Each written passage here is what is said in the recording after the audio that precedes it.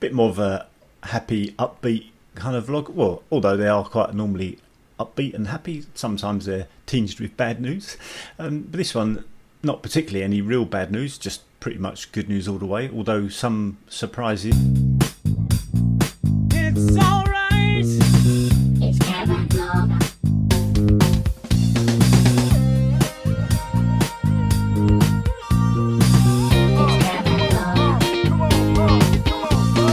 This is quality caravan vlogging. Firstly, what I go through first is if you are a member of our Facebook group, you'd have noticed I put a photo up of the location of the caravan. So I had a phone call from a number I didn't recognise, so I didn't answer it, and I googled the number and it was a tracker. So I know the old caravan's got a tracker on it, but I've never taken out the subscription.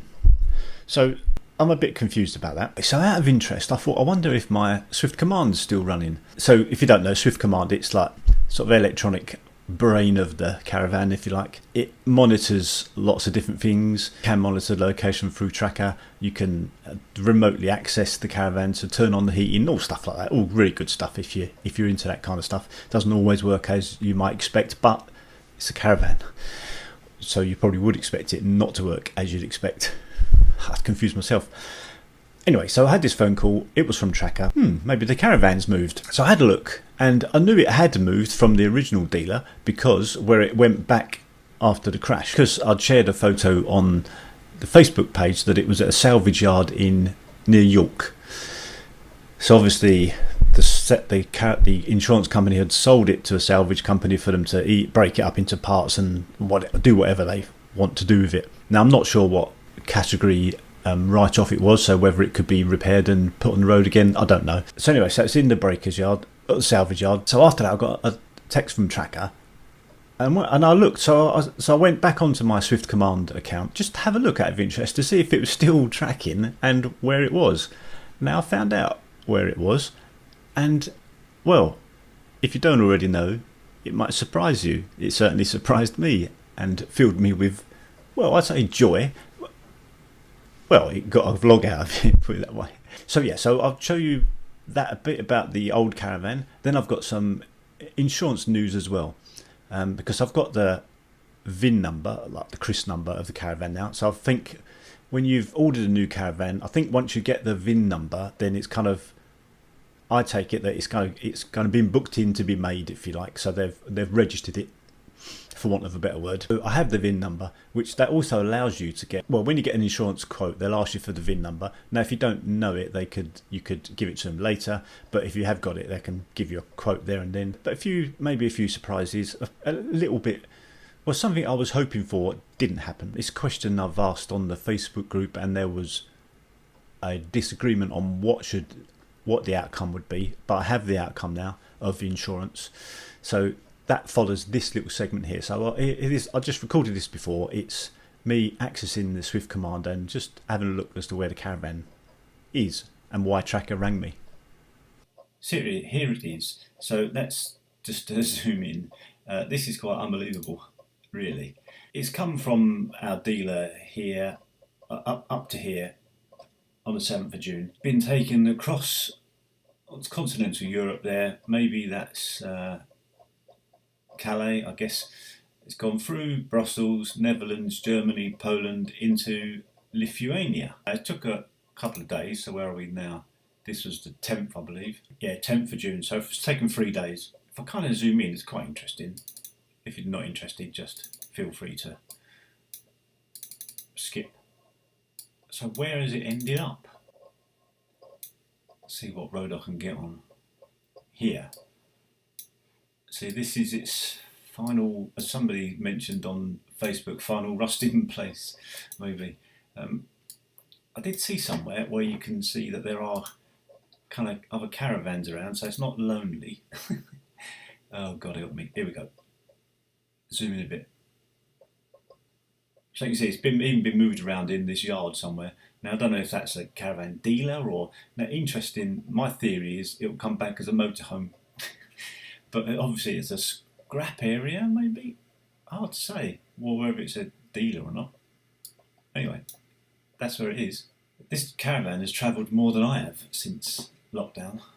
Quite near the sea. I'm sure it'd be very happy. I mean, it just makes you wonder whether, and I'm sure it won't.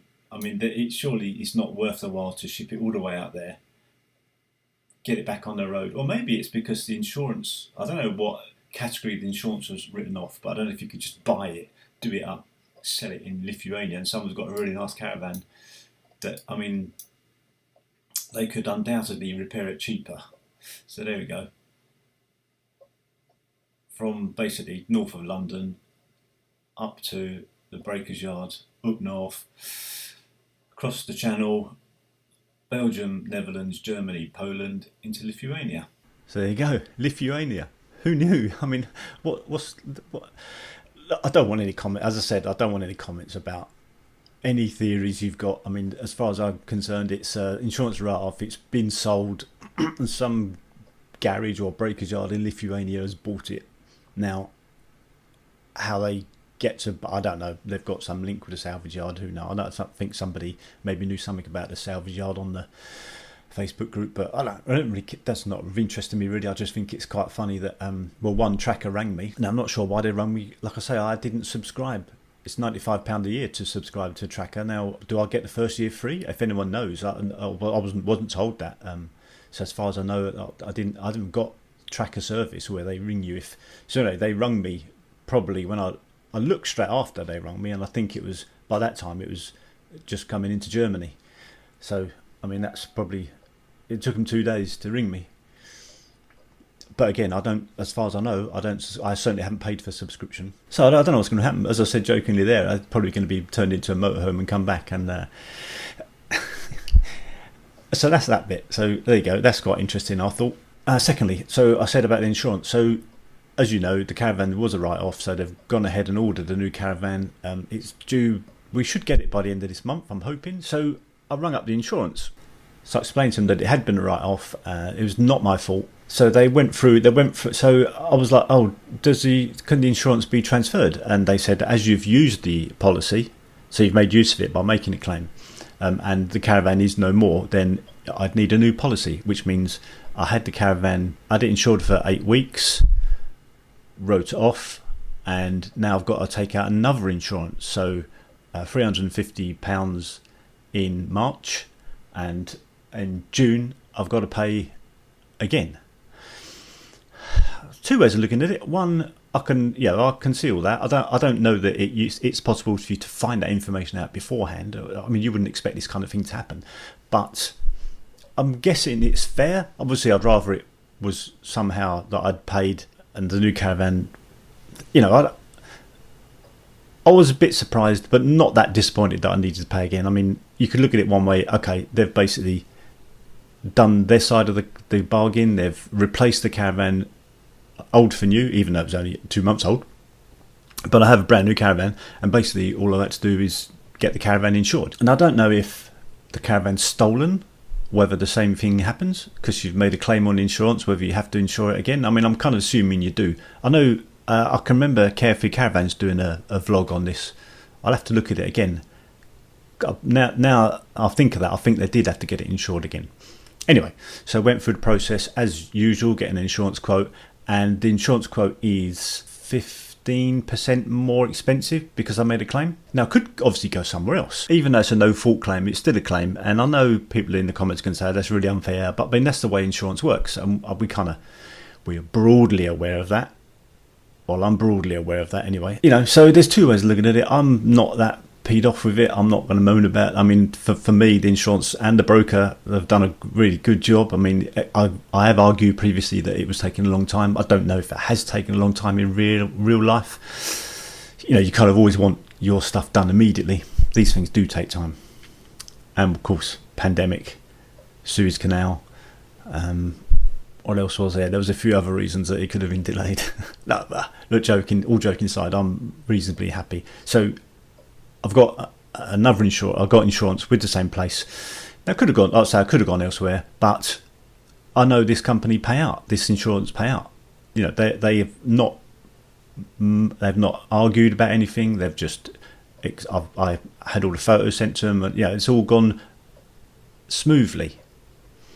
I can't argue with that really.